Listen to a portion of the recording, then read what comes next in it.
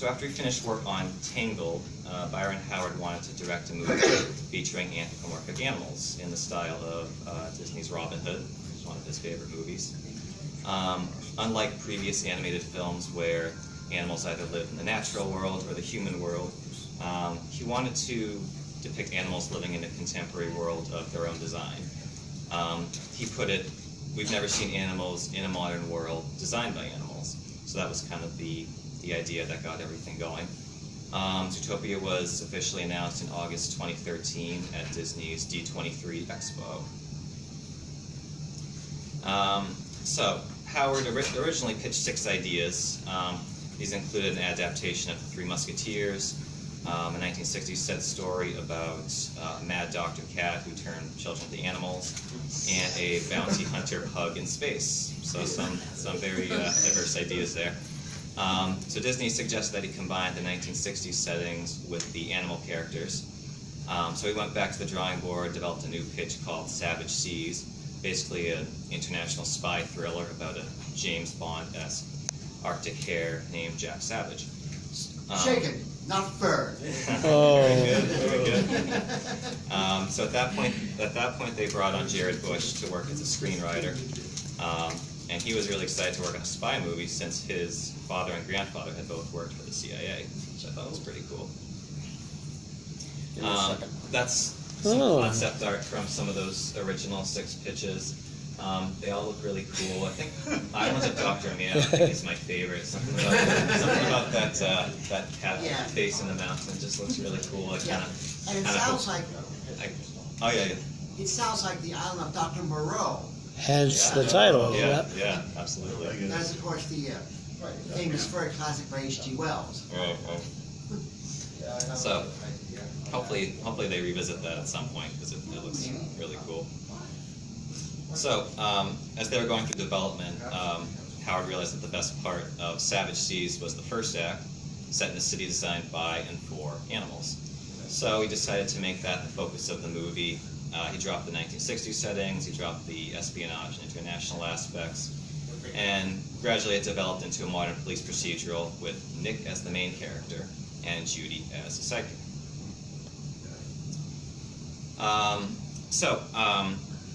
Disney always, at least it seems to me, does a lot of research for these kind of movies. They want to be authentic. So filmmakers did a lot of research. They went to Disney's Animal Kingdom. They went on safari in Kenya. Went to the Los Angeles Zoo, San Diego Zoo. Spent about 8 months studying various animals' walking and running patterns to translate them into 2-legged walk cycles. They paid special attention to fur colors, wind effects. Examined animal pelts at the Natural History Museum, talked to a lot of different experts, zoologists, animal behavior specialists, evolutionary scientists. And based on all their research, they decided to limit the film's characters to mammals. But according to Byron Howard and Rich Moore, birds and reptiles do exist in the world of Zootopia. We just don't go to those continents in the movie. So, hopefully if we get a sequel, we'll see some more of that.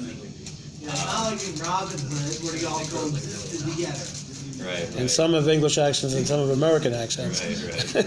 I like some this. Sounding like they belong in Mayberry rather than in Nottingham. Exactly. I like this quote from Byron Howard. He was talking about a watering hole and how they looked the situation around a watering hole where you have predators and prey behaving because they both need something, water. And everyone's cool, they're kind of looking at each other cautiously. People are behaving, and that's very much like our city, meaning Zootopia. People are different in cities, they have to get together to live, and what does that mean? So I thought that was cool how they took inspiration from something they found in nature. So to bring the characters to life, they created this brand new tool called the eye groom.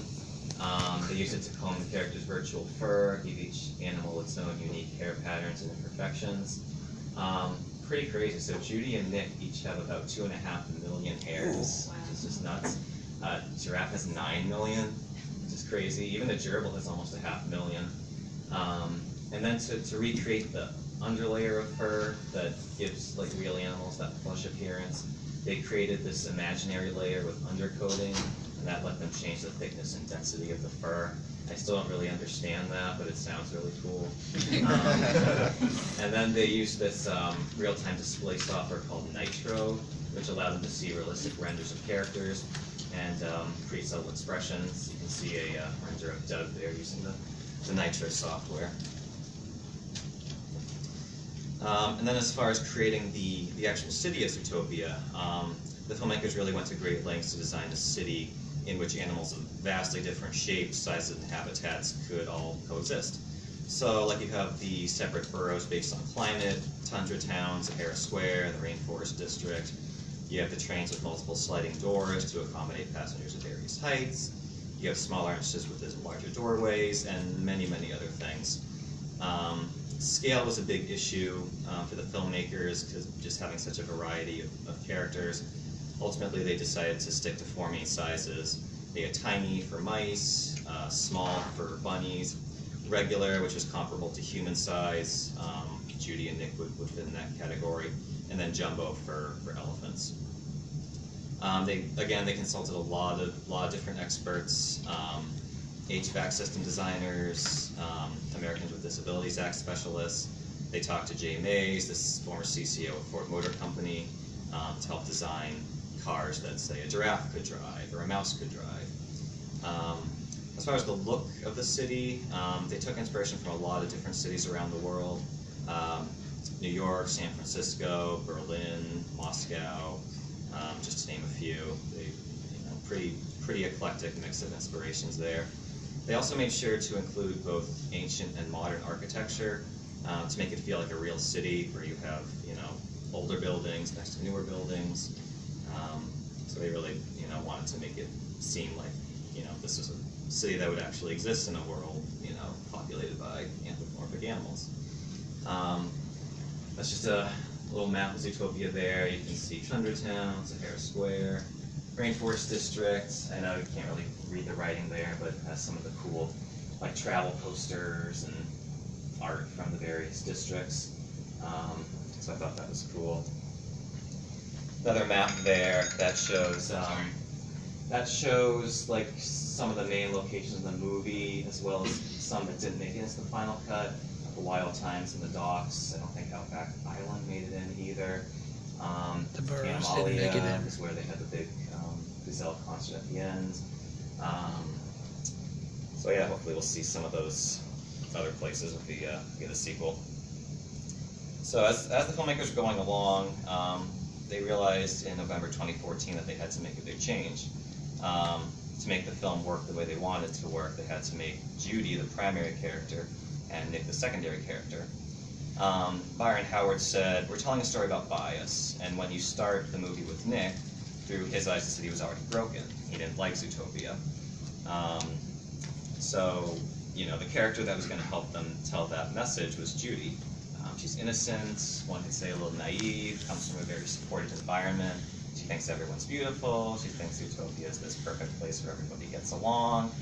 And then she runs into Nick, jaded, he knows the truth about the world, and they start to kind of educate each other. And he said when we flipped that, it was a major flip, but it worked so much better.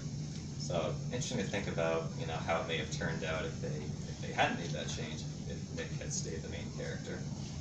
It's also really cool just how these movies, grow and develop throughout the process. They start with one idea, and then, by the end, it can be a totally different movie. But I think usually it works out for the best. So how did it do at the box office? Did really well at the box office. Debuted at #1 over the weekend of March 4th to 6th, 2016, 75 million. Stayed at #1 for 3 weeks. It fell just about 30% in its second and third weekends, which is actually really impressive. Generally, for a high-profile movie and wide release like Zootopia, if it can fall like 40% or less, that's considered a good hold. So the fact that it only fell about 30% showed that it was really benefiting from great word of mouth. Yeah. I think what was surprising about that was the movie was released in March, which is generally kind of a slow period. And so Zootopia was kind of like a surprise hit for Disney because it was, it could have been a holiday movie, but they didn't. They put it into spring instead, and then it just blew up. Yeah, It's a $1 million movie, pretty much. Absolutely, yeah. So, it also had staying power. It stayed in the top 10 for 13 weeks. Again, showing that it was really benefiting from great word of mouth, great buzz. Eventually made about $340 million domestically, which put it at number 7 at the 2016 U.S. box office. It's currently the second highest grossing Walt Disney Animation Studios movie behind Frozen. It was an equally big hit worldwide, grossed over $1 billion. Very big hit in China, among other places. And it's actually one of the fourth animated movie to cross 1 billion, the other three being Toy Story 3, Frozen, and Minions. And as I said, Frozen was Walt Disney Animation Studios' biggest hit since The Lion King. Absolutely, absolutely. In addition to being very successful financially, it was also big hit with critics and audiences alike. 97% positive on Rotten Tomatoes, 78 on Metacritic, which is really good for Metacritic. 8 out of 10 score on IMDb. Got an A from audiences on CinemaScore. Won a lot of awards, including the Oscar for Best Animated Feature Film. So yeah, it's definitely a big hit with critics. You can see some of the top critics' takes there. I like Katie Dries' quote there. It doesn't sugarcoat how difficult it is to change your ideas of others, but it does suggest how patently stupid many of those ideas are, which I thought was good. I also really like Jen Chaney's quote. She called it the best animated film of the year, as well as one that conveys a message rarely heard in movies for children. Getting exactly what you hoped for isn't the end of the journey. I thought that was really insightful, because I feel like all of us kind of have that thing in our life that we really want, whether it's like promotion or, you know, a dream house or vacation or whatever it is. And we feel like if we get that one thing, everything will be perfect. And for Judy, it was being a police officer. That's what she always wanted to be. You know, her lifelong dream, and she gets it. But it's only the start of her journey. It opens up all these new challenges. She has to, you know, reassess things and adapt. So I thought that was a good point there. So the question every fan of Zootopia at least has been wondering since the movie came out is, are we going to get a sequel? So Disney still hasn't confirmed anything, but just this month, Tommy Lister, who is the voice of Finnick, told reporters that Disney is making 2 sequels. And we know that Byron Howard and Rich Moore have both expressed interest in returning to the world of Zootopia. Like I would guess, just based on Disney's recent track record, you know, they made a sequel to Wreck-It Ralph, they made a sequel to Frozen, so it would seem like Zootopia would be a good candidate for that. And like, especially just because it's such a vast world that they created, there's so much left to explore there. Animated sequels is becoming quite the trend. I mean, DreamWorks and Illumination and Pixar have been going crazy with them. They have, absolutely. Yeah. Was there a rumor or talk of possibly an animated series at one point? Because you have this world and characters that you could just build upon, like they did with other films. Right. Yeah. I don't know. It's possible. The quality would suffer to have to make a series because it takes a long while to make something like the movie. But yeah. TV series, I mean, it's like Hanna-Barbera. It's going to look like that. You want that? Well, Walt Disney Television Animation was known for high-quality animated shows. That's true, yeah. Gummy Bears premiered in 1985. Their first one. A lot of the TV animation studios like Hanna-Barbera had to step up in their quality. That's true. Up to more recently, animated sequels weren't doing very well. You know, like for example, The Rescuers Down Under wasn't as. Oh yeah, yeah, that's true. That's true. Yep. That was kind of lackluster. Yeah. And I just want to talk a little bit about Zootopia and furry fandom. So, naturally, being a movie about anthropomorphic animals, Zootopia generated a lot of hype in the fandom from the moment it was announced. The first teaser trailer debuted back in June 2015. Defined anthropomorphic and ended with a furry pun. Anybody remember what the pun was? Be fur. Yep. Watch it last night. Which naturally that set up a lot of speculation that Disney was marketing specifically to furries. In the meantime, furry groups around the world started organizing dedicated showings for the opening weekend. Well- this is a picture from one. Yeah. I'm not sure where that was, but it's like a lot of fun. Hopefully they'll do that again. If yeah, I did. what's that? I did it. Oh really? I actually get to see it on March 3rd because I saw somewhere that select theaters were showing it on that Thursday night, the night before. So I saw it on March 3rd. Oh wow. Yeah, like 9 o'clock at night, yeah. You're like, Danvers, Mass. Yeah. So, adding to the speculation, 2 days before the movie premiered, BuzzFeed reported that Furlight, a Seattle-based Meetup.com group, got an email from Allied Integrated, which is a marketing agency hired by Disney. You can see a redacted version of the email, but you might not be able to read it. But basically, it was asking the members of the group to share photos of themselves on social media, using a couple of hashtags in exchange for film-based items. I think my favorite part of that email is when it says, "All of you could live peacefully in Zootopia." This is great. Of course, both Disney and Allied Integrated had no comments, so we don't know if it was just like one rogue employee at this marketing firm, or if Disney was instructing them to do this. But yeah, kind of amusing at any rate. So I just on this slide just collected some quotes from a few well-known furries, and then just some others that I found on discussion boards and stuff about what the movie means to them. So Chip Fox said we're all about showing what it would be like if we were all different species. The movie's a great example of how some things actually work in the furry community. Augie Wolf says the first time I've ever seen furries en masse go to a movie. It's a huge impact, and furries are acknowledging it by attending it. Anthro Coon, who is here with Right us over here, today, recording it for posterity.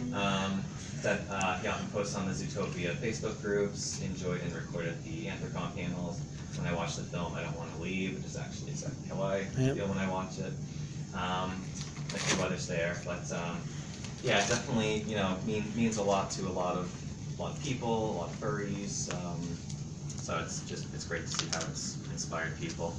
I did some research looking for Zootopia inspired fursuiters. Of course, we're lucky to have Takala here today, which is great. Also found Lieutenant Knight has this great ZPD inspired persona and fursuit, which is awesome. A few pics up there.